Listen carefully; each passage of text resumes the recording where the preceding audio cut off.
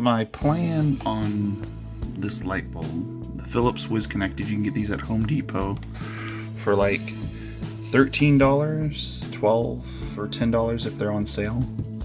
But I'm going to break it open to get to the controller because I really like the Wiz controller and the Wiz app that's built into it, and these are just so cheap, like $10 for an actual controller with the full automation that can connect to Google Home like directly.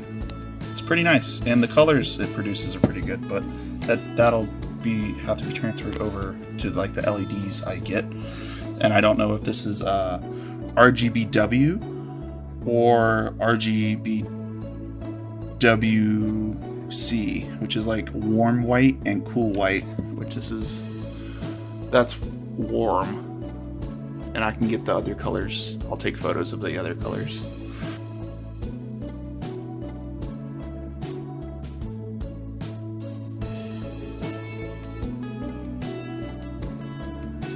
Too. But yeah, I'm probably gonna break this open and see the goodies inside. What I did was I took a knife and I was able to get under. Let me get you focused in. Get under that.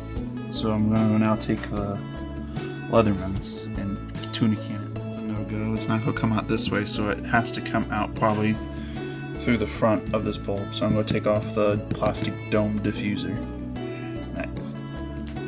Okay, so the easiest way to do this is to take it, put it in like that, and just push it over like that, and just work your way around. You don't even have to destroy the plastic; it'll start coming off.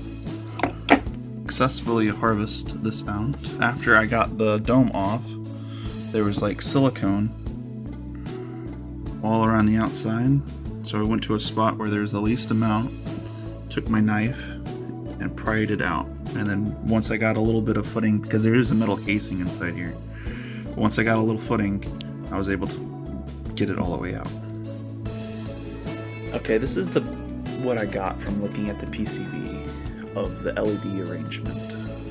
I was able to find the driver, the SW15133ER, and it's a Chinese constant current driver for LED, 3-channel LED.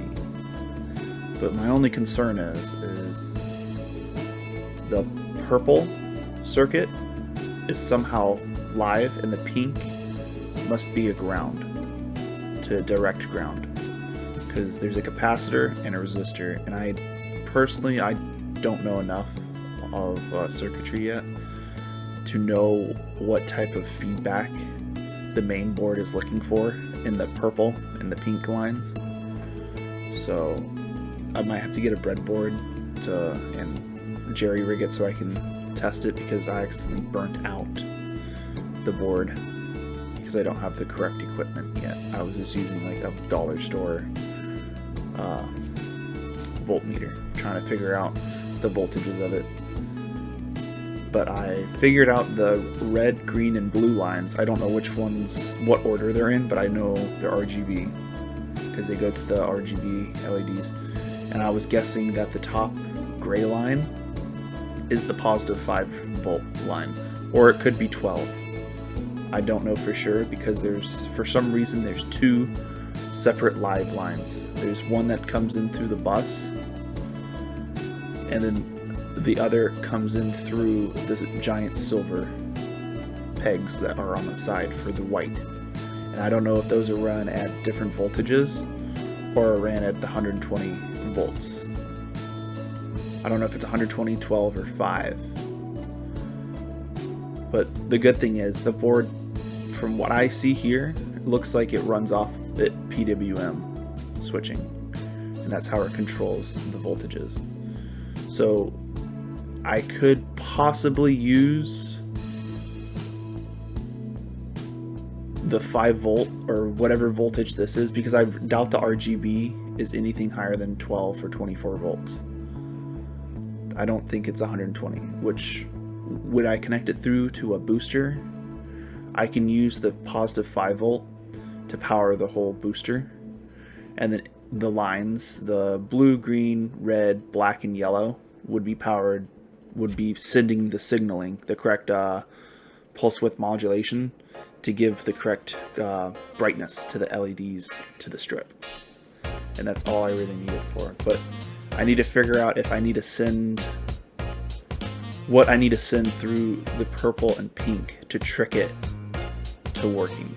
Because I don't know if it's looking for, if the bulb, like, I don't know if it is needed at all, if it's needed for safety, or if it's just needed for color temperature, which for Philips it might be, to like make sure it has the correct hue. But I'm using a Chinese LED strip and the color accuracy is probably not there. So if it's that, it probably won't be needed at all. So I could probably possibly jumper it, or just create a resistance to them too, or somehow create some sort of condition where it's already seeing what it's being sent, which would be nice.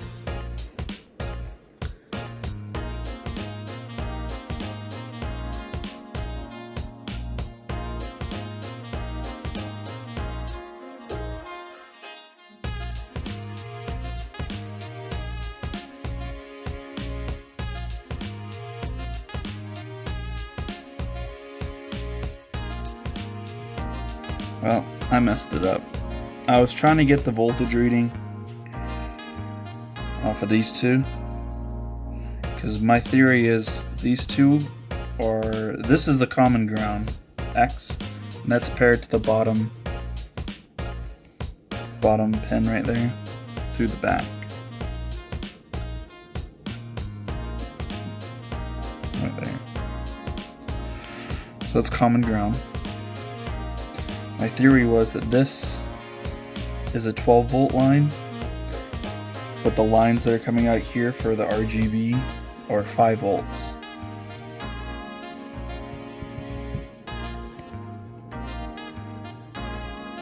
Which I'll show the diagram, but while trying to figure it out, I accidentally touched the wrong thing, and it looks, yeah, it let the smoke out pretty good.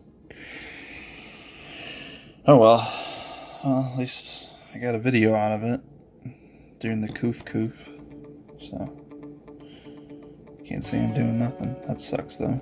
Well, the good thing is this is only $12, but still, it means I have to take out another one and not destroy it.